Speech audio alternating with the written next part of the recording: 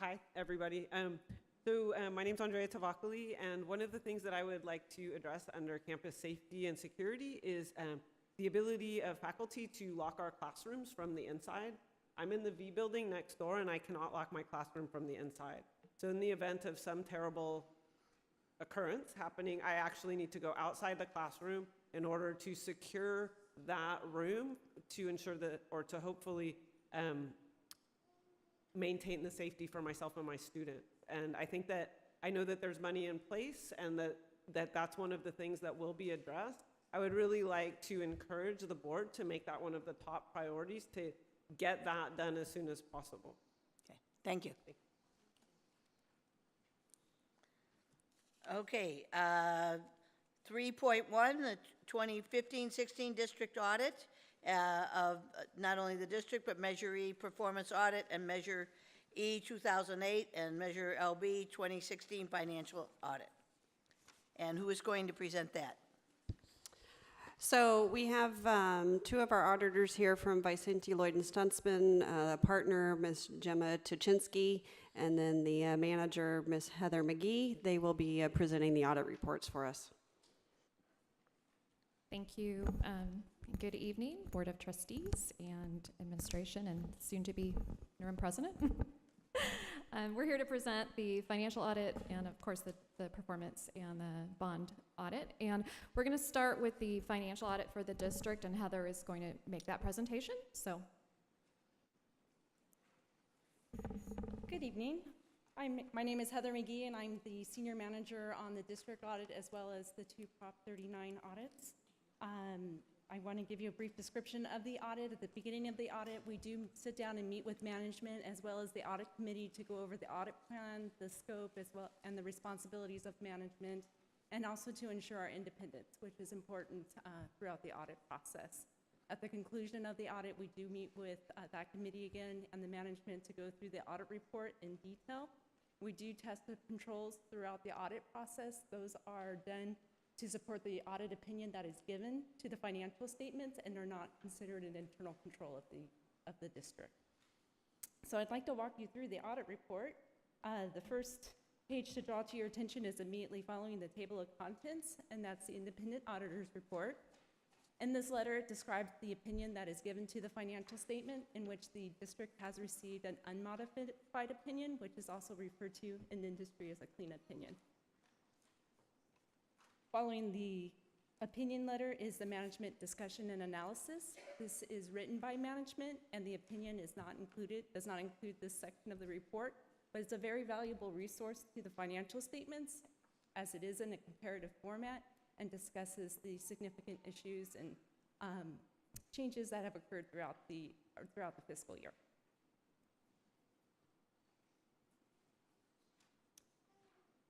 Following that section is the various financial statements. Pages 1 through 3 is the governmental funds that of the district. There are some conversion entries that are applied to these funds. They are presented in one column format, which is the requirement of the accounting standards for the district. And later in the report, I'll point out a reconciliation that is helpful, as most are familiar with the CCFS 311 report. There are additional statements following the governmental funds, which include the fiduciary funds as well as the other post-employment benefit funds, and those are immediately following the governmental fund financial statements. And to support the financial statements are the footnotes. The footnotes kind of help complete the financial statements, gives a little bit more insight on the district as well as the policies and information that make up the individual line items. A couple of key footnotes to point out to you include the long-term debt schedule, and you would be able to find that on page 24. There was a new supplemental early retirement plan that was issued this year. That addition has been included in the financial statements.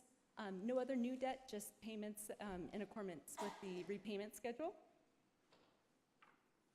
Another key footnote is the other post-employment. A new actuarial study was obtained this year, so that footnote has been updated with that new information.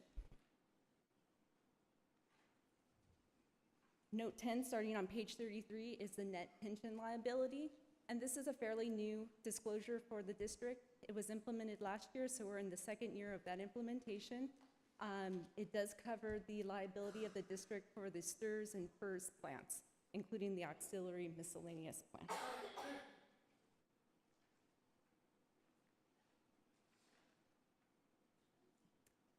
One big occurrence that's happened with the district this year is the issuance of a new bond measure. Taking into consideration the timing of when the voters approved that measure and the first issuance, it is not included in the district financial statements because that issuance occurred in August. So that will be updated in next year's financial statements.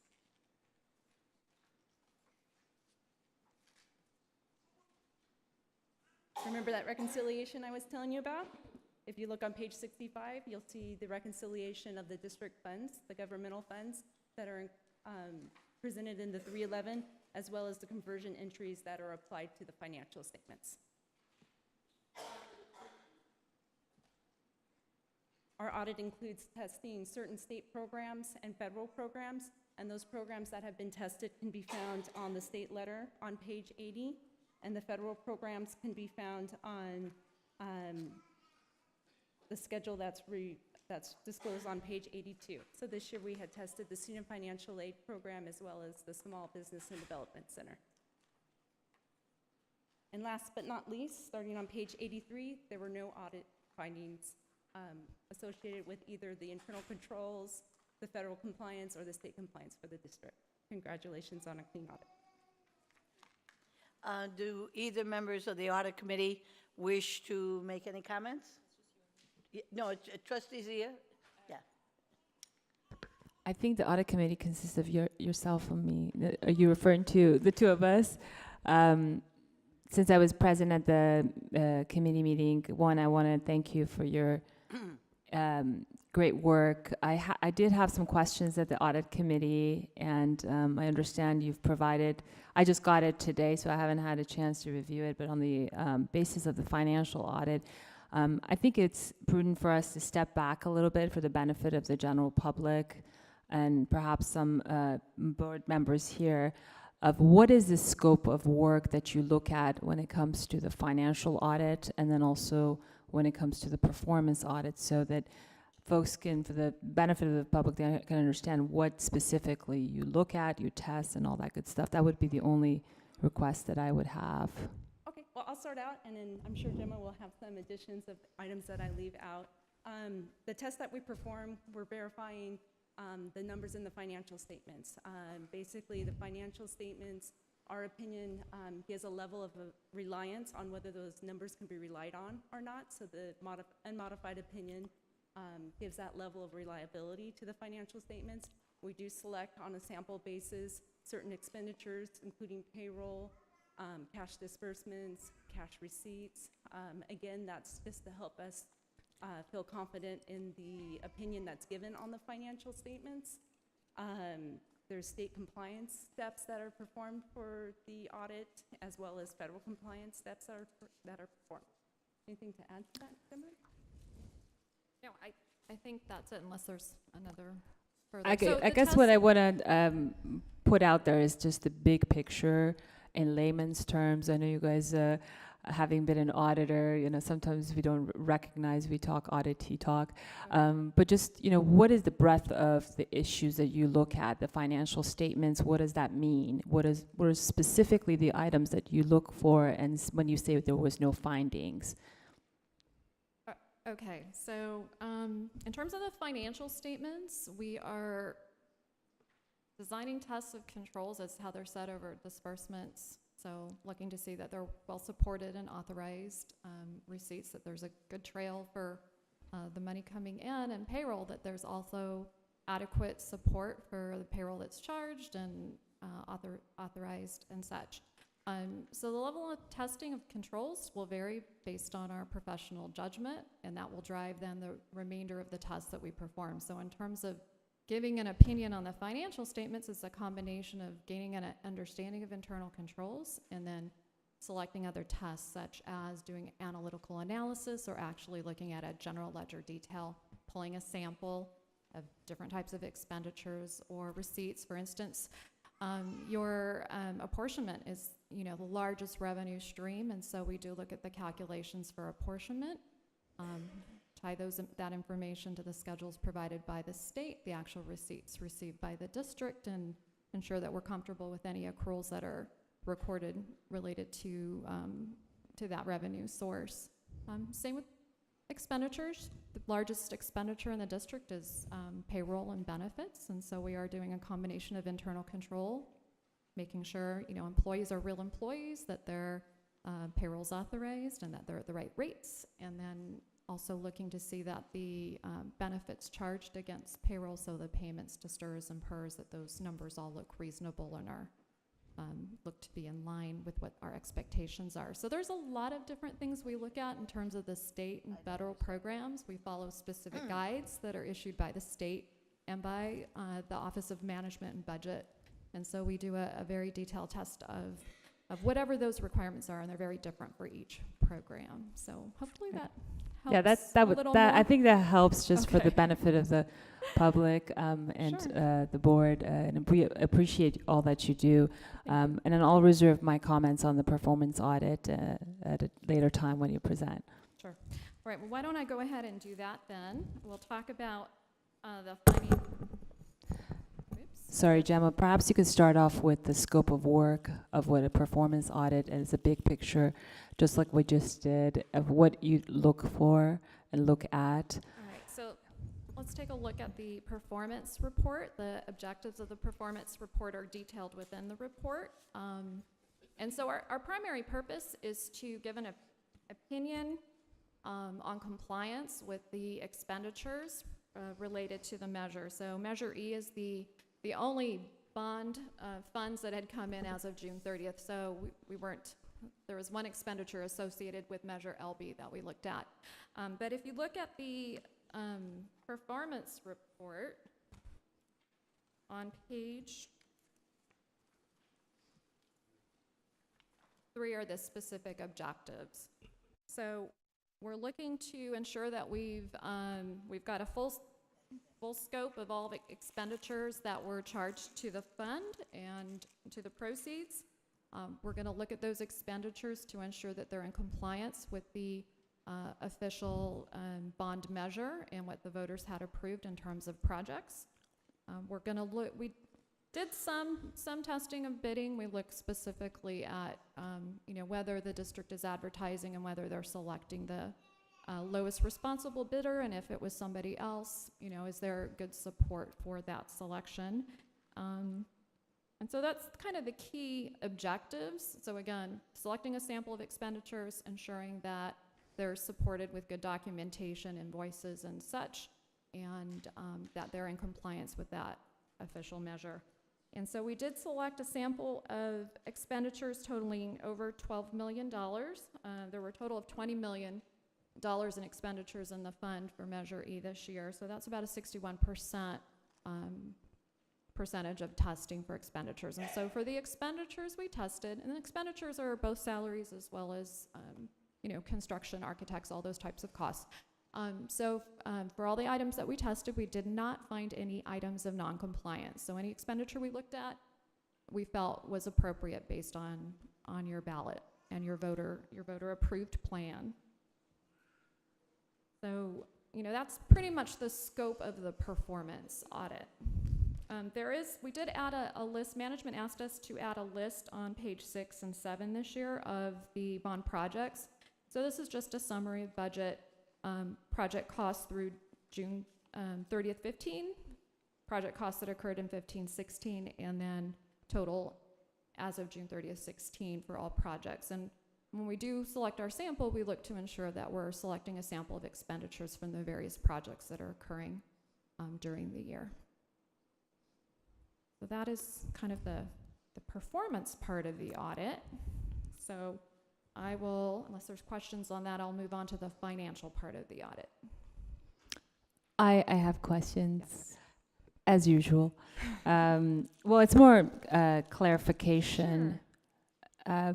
I think in the objective section, you are mentioning that, you mentioned this earlier as well, that the expenditures charged to the district bond construction funds have been documented, and then also determining, one of the objectives is determining compliance with specific bidding requirements related to the bond expenditures.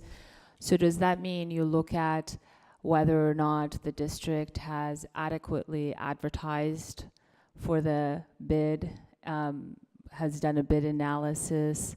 What are some of those key things that you look for when it comes to this requirement of the audit? So the key things is we're looking at the expenditures. If it's above the threshold requiring bid, we are looking to see that there's a bid. If it's not something that's going to bid, was there a piggyback against it? In terms of actually looking at the bid documents, we're looking to see that advertising did occur. And so that's one test, is did the district advertise? And so was it in the paper? And they generally have a copy of the newspaper that it was, advertised in. And then we're looking to see the list of responders, what the pricing is, and who was selected, and that the board approved the actual contractor that was selected, and that they were the lowest responsive bidder. And if they weren't, and I don't know that we saw any in the last year, that there was a rationale for not selecting the lowest responsive bidder, and that it would be appropriate if that was the case.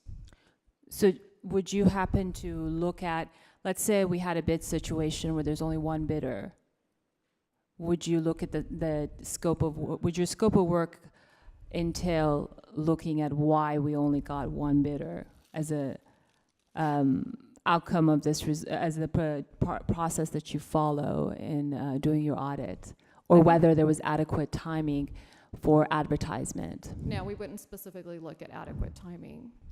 Okay. So we would ask the question, but we typically are not looking at the timing of the advertising. Right, or whether or not it was awarded to the lowest responsible bidder, and whether or not we determined responsibility of the bidder. We're not If the looking bidder at was- pre-qualification, if that's what you mean. I mean, we are looking at pricing. What's the, are they an approved, or have they gone, whatever's in the bid packet to support the person being selected. Mm-hmm. So, the bidding steps are not required as part of the performance audit, so it's an additional added step that we're performing. When you have a performance audit, if you have specific criteria you're trying to test, then that needs to be discussed and outlined and requested. So at this point, we've done some additional work, but in the future, if there's a more specific direction, then we can always add additional compliance steps if that's requested as part of the performance audit. Okay, and when you say you look for adequate rationale, what does that mean? That the bid was awarded to the rightful bidder? Well, again, we would discuss with the district. Generally, there's documentation in terms of the selection process and why they made their decision. So that is what we're looking at. And on your page 5, in your conclusion, you say, the result of our tests indicate that in all significant respects, the district complied with the requirements of Proposition 39. What does it mean in all significant respects? So significant respects refers to the fact that we don't test 100% of all expenditures that have occurred. So we've tested a large percentage, and that's what that refers to.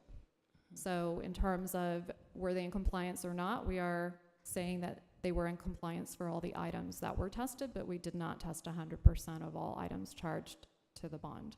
So that's what that means. Okay, great, thank you. Okay, sure. Thank you very much. Any other questions? Thank you. So I just will make this, so your recommendation after reading this on the executive summary is that the college to your district financial audit, the bonds for Measure E and Measure LB, there were no significant issues to be raised? No significant. We issued an unmodified opinion on the financial audit as well. That's the kind of audit we'd like to hear about, so thank you very much. Okay. Thank you. You're welcome. Thank All right. you. Thank Now you, and thank you to John and John Thompson, Cindy Baker, Rob Raposa, Anne-Marie, their team for being very responsive to us during the course of the audit. We do appreciate their time. Gemma, I'm sorry, Yes. I failed to ask one last question. Sure.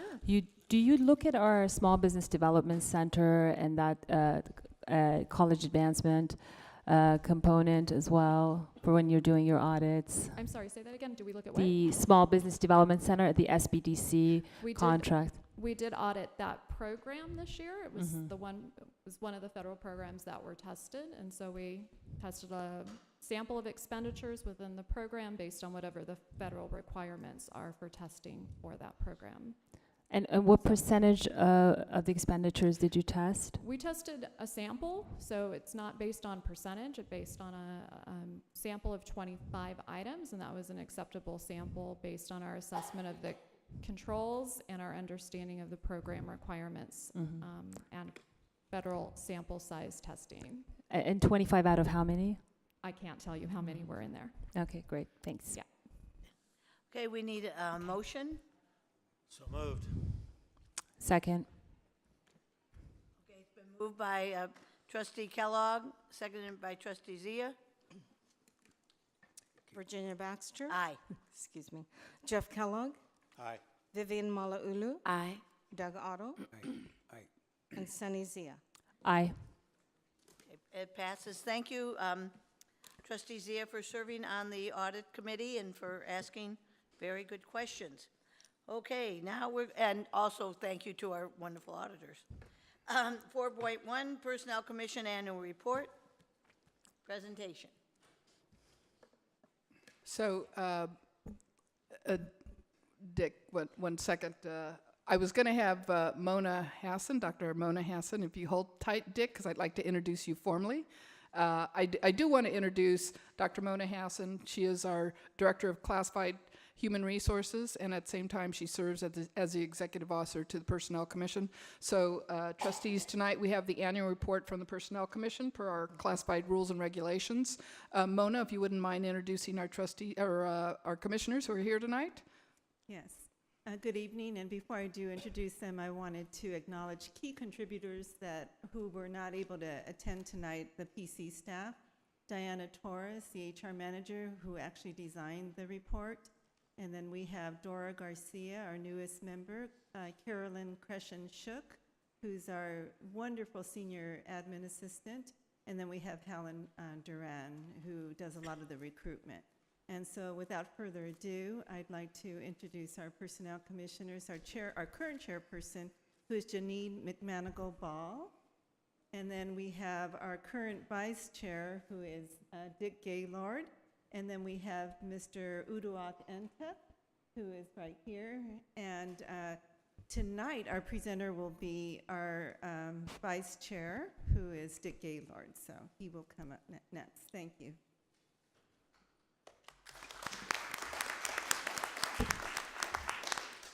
Good evening, President Baxter and members of the Board of Trustees. We had our election last evening, and I will be the chairman for 2017, and Uduak will be the vice chairman, so we're looking forward to another good year. So you have our report before you, and it's more comprehensive than we've given you in the past for those of you who have been on the Board of Trustees. I'm going to just highlight a few items from the report. On page 9, with no changes in staff over the past year, and we actually have 3 full-time staff persons and 2 part-time employees, we've served and recruited significantly more applicants. In 2014-15, we attracted about 4,500 applicants. In 15-16, the number increased to just over 5,700, an increase of like 1,200 individuals, and again, that's on page 9. The diversity of our applicants closely mirrors the community we serve. We continue an aggressive advertising campaign for available positions, and I know that some of you asked about the criteria that we break down. There have been changes in Title V, so in the next report, you're going to see some of the statistics that you asked for. We've offered this year over 25 professional development courses, more than ever have been offered here at the college, and the list is so impressive, so many opportunities for people to learn and improve. We're also embarking upon a classification study that's not been conducted here for the past 10 years. So we're ready for it. I want to point out to you that if you look on page 5, you're going to notice that our budget for 15-16 is $563,000. And that seems like a big increase over the previous year. But actually, the previous year's request was $615,000. So of the 563, ordinarily, we might not use it all, but with the classification study, I can assure you that we're going to be very tight next year insofar as the budget. Let me conclude by assuring you that the 3 members of the Personnel Commission take our role very seriously, and we have 3 responsibilities. One is to cooperate with you and the administration in our quest for competent employees and best practices in personnel administration. The second is representing the interest of the general public by providing a personnel system that's dedicated to hiring and recruiting and retaining highly qualified and competent workers. And finally, seeing to it that the 425 plus classified employees that we have receive fair and equitable treatment. We thank you for the opportunity to be with you tonight, and if you have any questions, either myself or Dr. Hassan can answer them, I hope. First of all, I just want to say thanks to all 3 of you. We really appreciate what you do for Long Beach City College, and keep up the good work. Thank you. Anybody else?